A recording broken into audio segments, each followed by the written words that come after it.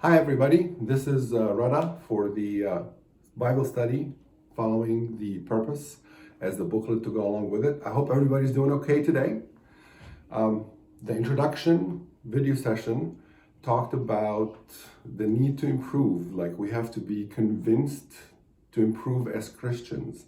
And we talked a little bit about we are comfortable with being okay Christians.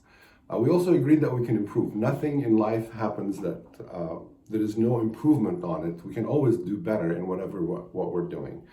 But when somebody says, I want to improve, like improve on what? Like there has to be a realm of things that we need to look at to see like, okay, this is what it is. This is what I can do to improve on it, whatever it is.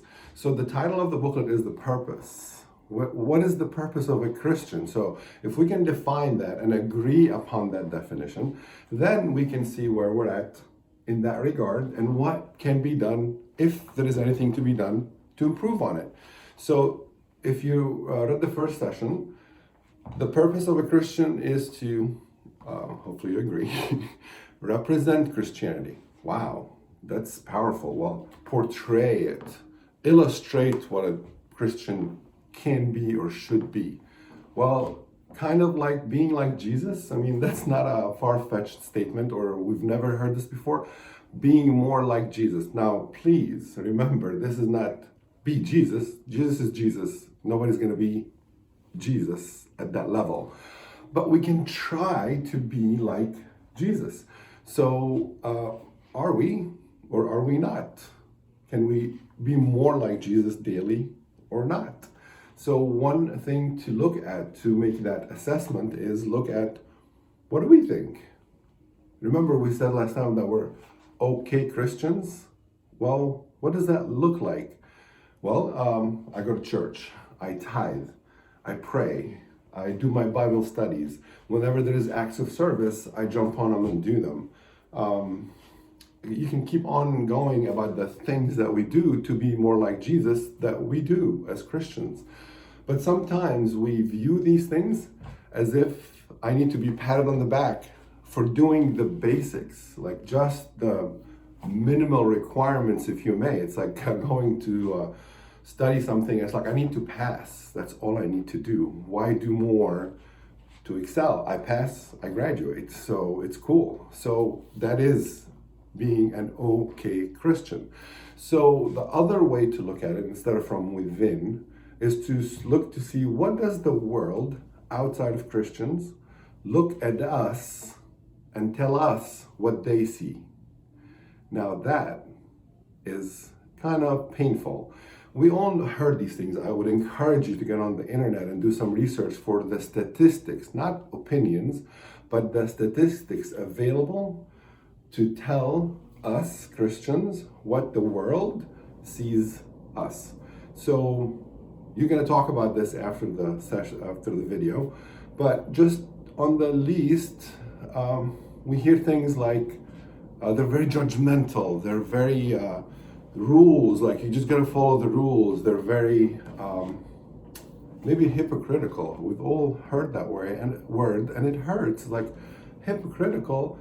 I'm trying to help spread the word, and here you are looking at me saying I'm judgmental and hypocritical. I come across like holier than thou. I just talk the big game, but when I act, maybe not sometimes, but not so much. So these are the things that the world sees us doing. So the question is, and it's been like that for a lot of years, hopefully you agree to that. So that's how the world views us. So the question, if the purpose that of a Christian, that I would represent Christianity, portray Christianity, and the picture that everybody else sees is not what I'm hoping that they see, then there is something that I'm doing that I can change. Well, maybe it is that I'm okay with being okay. It's a dangerous place to be. For example, Revelations 3:16. This is Jesus speaking to a church. We are the church, right? Jesus is speaking to a church. I encourage you to look it up. But it is basically you're lukewarm. You're not hot, you're not cold. I'd rather, Jesus says, I'd rather you be on one side or the other. But lukewarm, it's a huge, huge warning for us. So look that passage up and see what it says about that. Am I lukewarm? I mean, that doesn't feel right. Like, it's comfortable, but what do I need to do to change that, if anything? Well, it's easy. Christianity can be summed by Jesus in love God, love others, prove it daily. You've heard that here or there.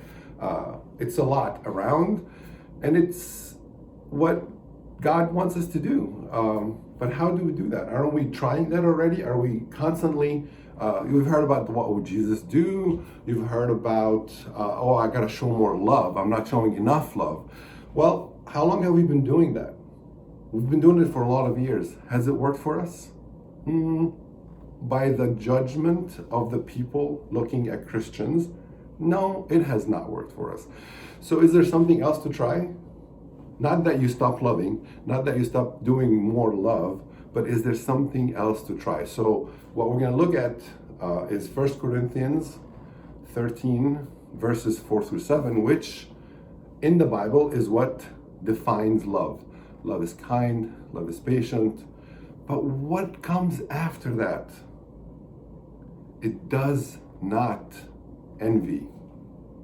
It does not boast. It is not proud. It does not dishonor others. It is not self-seeking. It is not easily angered.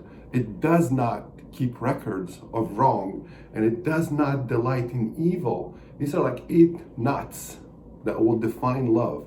We try to define love by the things we do, but the definition of love in the Bible is all about the things that we do not or should not or have to be watching for not doing.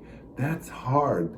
That's trying to improve. That's taking every one of those. That's not what we're going to do in the study, but that's just the beginning to show the things that we can work on that maybe we haven't worked on before, to monitor, assess, and keep improving on.